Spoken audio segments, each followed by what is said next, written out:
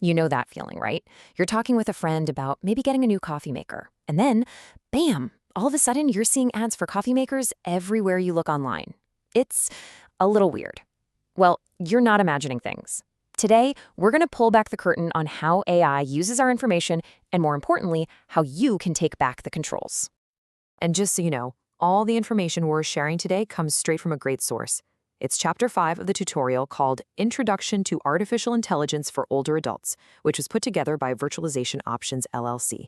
So you can be sure you're getting solid, reliable info.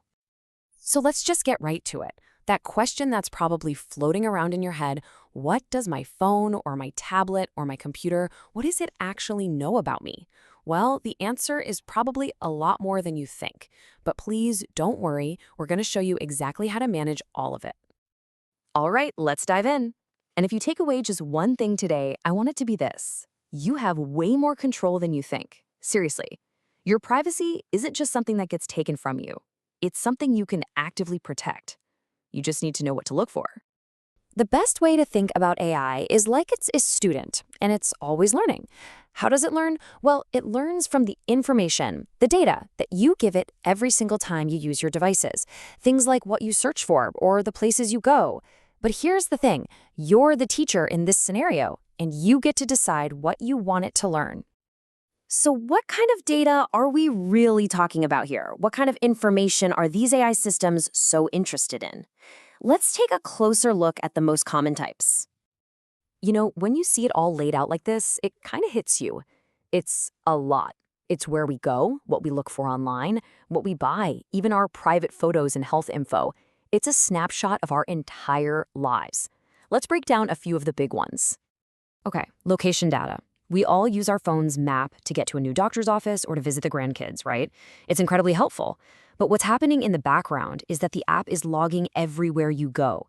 It knows your home address, your daily routine, all of it. And while that can be used for ads, you also have to think about who else might see that information. And purchase behavior. I'm sure this has happened to you.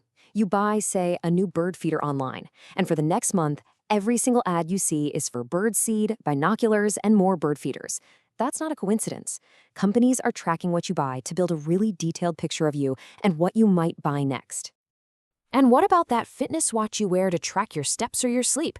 It's a fantastic tool for staying on top of your health for sure.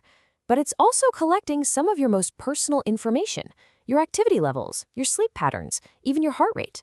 And that is some very, very sensitive data. Okay, so you're probably asking why? Why do they want all this information? It's not just that they're being nosy. There are some very specific, business-related reasons that your data is so valuable. It pretty much boils down to three main things. First, personalization. That's when they use your info to make an app feel like it's designed just for you. Second, and this is the big one, is advertising. That's how most of those free apps and websites actually make their money. And third is product improvement. They look at data from thousands of people to figure out what's working and what's not, so they can make their products better.